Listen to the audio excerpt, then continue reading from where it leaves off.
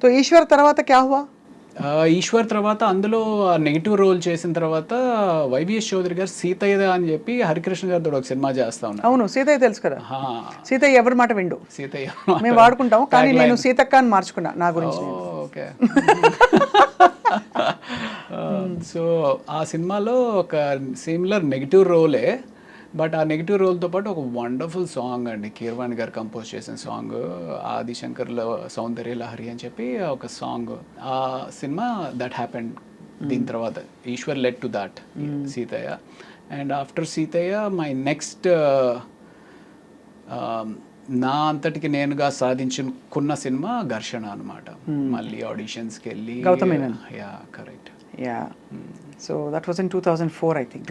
Exactly. మీకు ఉన్నారా అసలు ఇండస్ట్రీ తోటి సంబంధం ఉందా? 2004 లేదు, యాక్చువల్లీ అప్పుడే వచ్చాను. I just come in. Okay. యాంకర్గా జర్నలిస్ట్గా జాయిన్ అయ్యాను TV9 2003లో. ఓకే. సో బట్ అప్పుడు ఐ థింక్ ఘర్షణ చాలా మంచి వెంకటేష్ గారి. అవును. సో వెంకటేష్ గారి కాంబినేషన్తో మీకు చాలా ఇది మంచి ప్రముఖ పాత్ర అందులో. అవును అవును. So obviously tell us about that experience, ఎలా ఉండేది? అంటే ఫస్ట్ డే మేము ఇక్కడ ఫిల్మ్ నగర్లో ఏదో బిల్డింగ్ మీద చేస్తూ ఉన్నాం అనమాట. అది ఎన్కౌంటర్ అయితే ఆయన వచ్చారు కంప్లీట్ టైట్ షర్ట్స్ తోటి. ఐ మీన్ చిన్నప్పటి నుంచి ఏంటబ్బా ఏం చేస్తారమ్మా అలా సేమ్ ఎగ్జాక్ట్లీ అలాగే అనుకుంటే ఇలా అలా అనుకుంటే వచ్చి రెడీగా షార్ట్ రెడీగా చేసేద్దామా అని చెప్పేసి హడావిడికి వస్తే, బట్ నాకేంటి అంటే చిన్నప్పటి నుంచి ఒక పెద్ద స్క్రీన్ మీద ఒక విగ్రహాన్ని చూస్తున్న విగ్రహం ముందుకు వచ్చింది అనుకోండి, ఎలా ఉంటుంది.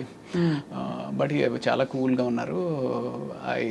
ఆయన చూడడమే ఒక థ్రిల్లింగ్ ఎక్స్పీరియన్స్ అనిపించింది అనమాట నాకు.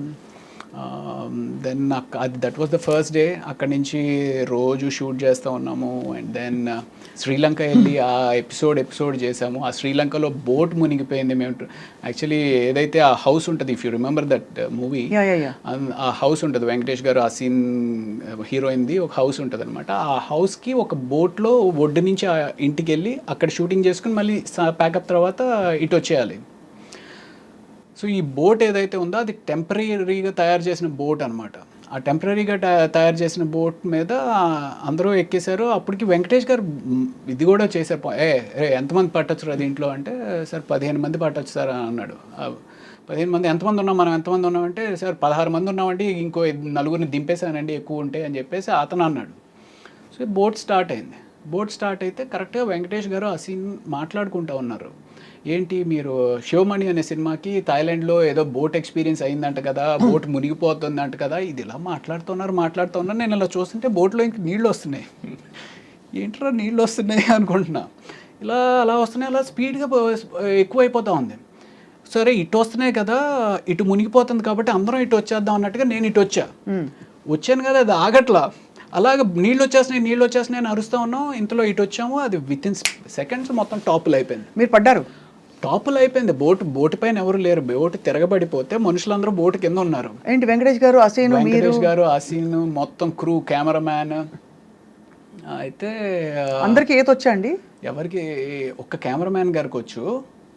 క్రిటికల్గా ఇంజ్యూర్ అయ్యి ఒక 3 రోజులు షూటింగ్ అయిపోయింది ఆ కెమెరామ్యాన్ గారి వల్ల. అయ్యా. ఎందుకు అంటే మేమందరూ ఆ బోట్ ఎప్పుడైతే తిరగబడిపోయిందో, లక్కీగా ఏంటంటే బోట్ మునగల, తిరగబడిపోయి ఇట్ వాస్ హోల్డింగ్ అనమాట. సో ఎవరికాళ్ళు బోట్ పట్టుకుని నిలబడ్డాం. ఈ కెమెరామ్యాన్ అనే అతను లోపల ఎక్కడో ఆయన షర్ట్ దేనికో హుక్ అయిపోయి ఉంది. సో అందరూ వచ్చారు. ఆ సీన్ వాళ్ళ ఫాదరు, అవును కెమెరామ్యాన్ అంటే అదిగో అక్కడ కాల్ కనపడుతుంది అని చెప్పి పూల్ చేస్తుంటే రావట్లా. మొత్తానికి లాగి పైకి ఎక్కిస్తే ఆయనకి స్పృహ లేకపోయేటప్పటికి CPR చేసి ఆయన మీరు కాపాడారు కదా. అమ్మయ్యా, డాక్టర్ చదివినందుకు మీరు అదో తృప్తి నిజంగానే. ఇప్పుడు అయిపోయింది కాబట్టి నవ్వుకుంటున్నామండి. But imagine what could have happened. Correct. Was it very deep ఇది?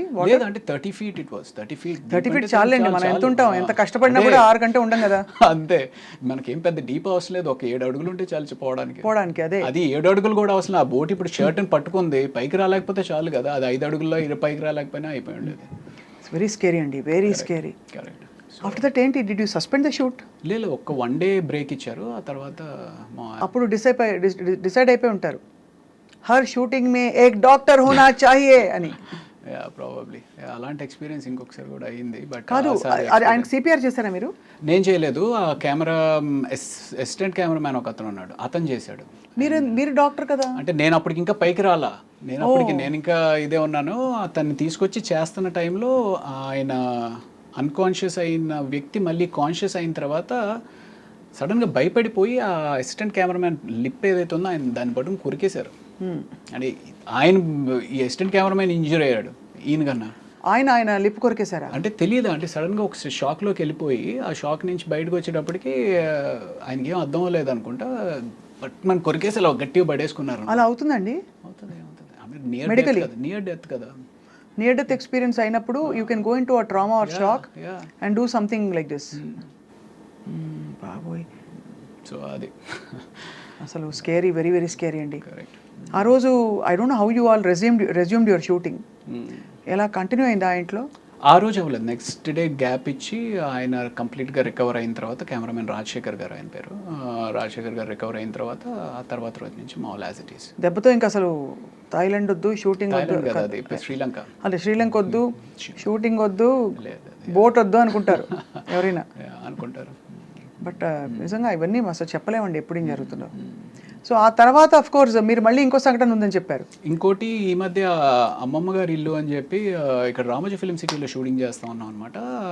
ఆయన చిరంజీవి అని చెప్పి ప్రొడక్షన్ అతను అసలు ఎంత బాగా పలకరిస్తాడంటే అండి, నేను ఇప్పుడు తలుచుకున్నా సరే నాకు ఏడుపు వచ్చేస్తా. సార్ కొంచెం కాఫీ తీసుకొస్తాను సార్ కొంచెం అని చెప్పి అలా తీసుకొచ్చి ప్రేమగా సర్వ్ చేయడం అనమాట. భోజనం చేస్తాను, సార్ ఈ కూర ఉందండి అద్దరిపోయింది కొంచెం వేసుకోండి సార్ కొంచెం, అంత ప్రేమగా ఉండేవారండి. ప్లస్ అమ్మమ్మ గారి ఇల్లు అనేది మేము ఆల్మోస్ట్ అప్పటికి ఒక 20 days ఏదో చేస్తూ ఉన్నాము. అందరి మధ్య ఒక బాండింగ్ వచ్చేసింది. ఆయన ఇలాగ మాకు సర్వ్ చేస్తూ ఉన్నాడు, సర్వ్ చేస్తా కూడా అన్కాన్షియస్ అయిపోయాడు. అన్కాన్షియస్ అయిపోతే ఇదేంటి ఇలా అన్కాన్షియస్ అయిపోయాడని చెప్పి నేను వెళ్ళి పరిగెత్తుకుని చూస్తున్న అతనికి చెయ్యి ట్విస్ట్ అయిపోతుంది. వెంటనే నేను పట్టుకున్నాను, కానీ ముందు పడుకోబెడదాము అంటే సడన్గా లో బీపీ కానీ ఏదైనా అయిందని చెప్పి కింద పడుకోబెట్టాం. ఇంతలో 108కి ఫోన్ చేసాం కానీ సేవ్. ఏమైందండి? సింకోప్ కాదు, ఆయనకి ఇది బ్లడ్ హ్యామరేజ్ అయింది. Oh my God. అదే బ్రెయిన్ హ్యామరేజ్. Very scary. అప్పుడు విపరీతంగా చాలా అంటే I couldn't control my self, విపరీతంగా ఏడుపు వచ్చింది. అంటే కళ్ళ ముందు అలా మనిషి చచ్చిపోవడం అనేది దట్ వాజ్ జరిగినాయి. కానీ హాస్పిటల్లో కూడా దిస్ వాజ్ లైక్ అంత దగ్గరగా ఉన్న వ్యక్తి. But what ever it is, అంటే ఒక ఈవెంట్ఫుల్ లైఫ్ ఇది ఇలా చూస్తే మీరు. ఘర్షణ నుంచి మొదలుకుని తర్వాత అతడు also you played a very good role. అవును. త్రివిక్రమ్ శ్రీనివాస్ గారు అంటే సినిమా అదే హీరో కింద మేము ఏదైతే శుభవేళ చేశానో దానికి దశరథ్ అని చెప్పి రైటర్ అనమాట.